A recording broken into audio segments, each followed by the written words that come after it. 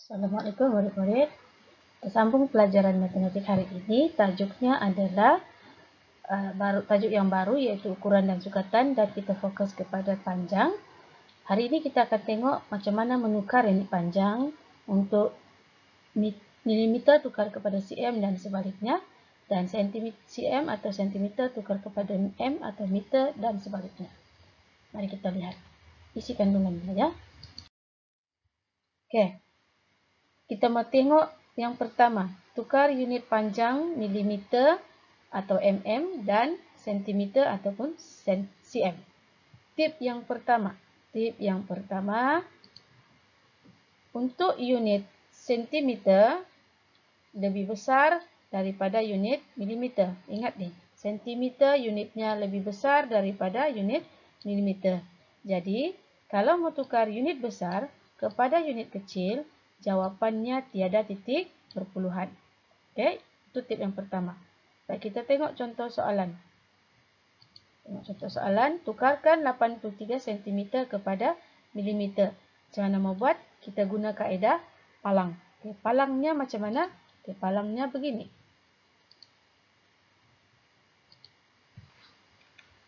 Ini palangnya. Kemudian kamu asingkan sentimeter di sebelah kiri, milimeter di sebelah kanan. Baik, selepas palang ini ada satu ruang saja kan? Jadi kalau satu ruang sahaja, kita isi nombor nih. Okay, ingat, kalau dia kata tip yang pertama ni cikgu bagi tahu jawapan tiada titik kan? Walaupun soalan ni ada titik, palang ini jangan letak titik. Okey, kita isi nombor ini di dalam palang. Mula dari depan ya. 8 di bahagian sentimeter, 3 di petak milimeter. Jadi jawapan kepada soalan ini 8,3 cm ialah 83 mm. Contoh kedua, tukarkan 2 cm kepada milimeter. Soalan ni dia minta milimeter kan, unit kecil. Okey, jadi jawapan kamu tidak ada titik perpuluhan. Jadi, lukis palang begini, letakkan unit di bahagian atas, kemudian kita isi nombor 2 dari depan. Okey, 2. Macam mana dengan ruang kosong ini? Ruang kosong ini isi dengan nombor sifar. Jadi, jawapan kepada soalan ini ialah 2 cm bersamaan 20 mm. Kita tengok contoh yang ketiga. Tukarkan 47 mm kepada sentimeter. Untuk jawab soalan ini, kita berpandukan kepada tips kedua. Okey, unit milimeter adalah lebih kecil daripada unit sentimeter. Oleh itu, apabila kamu menukar unit kecil kepada unit yang besar, jawapan kamu mesti ada titik perpuluhan. Okey, macam mana kita nak tukar? Kita guna kaedah palang juga. Buat palang seperti ini, isikan unitnya di bahagian atas dan letakkan titik perpuluhan seperti dalam gambar ini. Okay. Seterusnya kita isi nombor dari belakang, 7 diikuti dengan 4. Okay. Kenapa 4 tidak dimasukkan di petak milimeter ni? Sebab untuk petak milimeter dia cuma ada satu ruangan saja ataupun satu tempat saja. Jadi hanya satu nombor diletak di situ. Okay. Jadi soalan ini jawapannya 4,7 cm. Contoh seterusnya, 209 mm tukar kepada sentimeter. Cara selesaikan, kita buat palang, kemudian isikan unitnya diikuti dengan titik perpuluhan. Ya, sebab kita mau tukar ke unit yang besar. Sentimeter ni unit yang besar. Baik, kita isi dari belakang, 9 di bahagian milimeter dan 20 letak di bahagian sentimeter. Jadi jawapan soalan ini ialah 209 mm bersamaan dengan 20,9 cm. Baik, macam mana pula mau tukar bila ada dua unit seperti ini? Ada sentimeter dan milimeter dan disuruh tukar kepada sentimeter sahaja. Okey, kita guna kaedah palang juga. Kemudian, oleh kerana sentimeter ini lebih besar daripada milimeter, jadi palang ini mesti ada titik. Okey, palang ada titik, kemudian kita isi nombor dari belakang, 21. Jadi jawapannya ialah 21,9 cm. Contoh seterusnya, 8 cm 2 mm tukar kepada sentimeter. Sekali lagi, sentimeter ini lebih besar daripada milimeter, jadi palang kamu mesti ada titik perpuluhan. Okey, kita sediakan palang. Letakkan unit diikuti dengan titik perpuluhan. Lepas tu baru kamu isi nombor dari belakang. 28. Jadi jawapan kepada soalan ini ialah 8,2 cm. Okey, unit seterusnya kita tukar unit panjang meter kepada sentimeter. Lihat tip ketiga yang cikgu berikan di bawah ni. Unit meter lebih besar daripada unit sentimeter.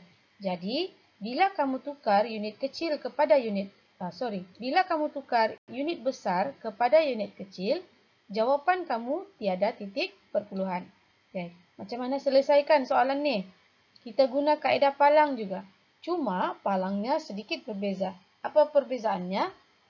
Dia begini. Okay. Palang ini dia ada dua ruangan di bahagian sebelah kanan. Ada dua petak, ada dua ruang. Okay.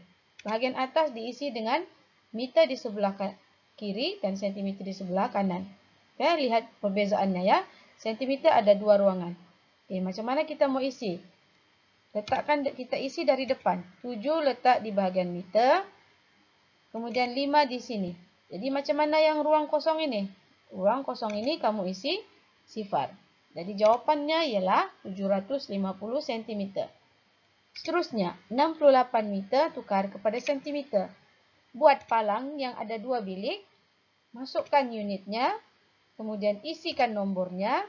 Jadi bila ada bilik yang kosong atau ruang yang kosong, letakkan sifar. Jadi jawapan soalan ini ialah 6,800 cm.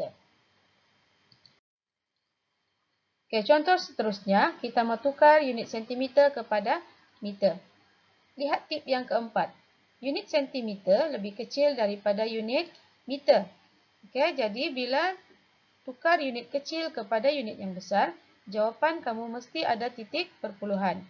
Okey, kita selesaikan dengan kaedah palang. Tapi palang kali ini, ruangan di sebelah kanan ni ada dua kawasan atau dua ruang. Okey, isi unit di sebelah atas. Kemudian baru kamu isi nombor di dalam palang dan petak yang ada. Okay.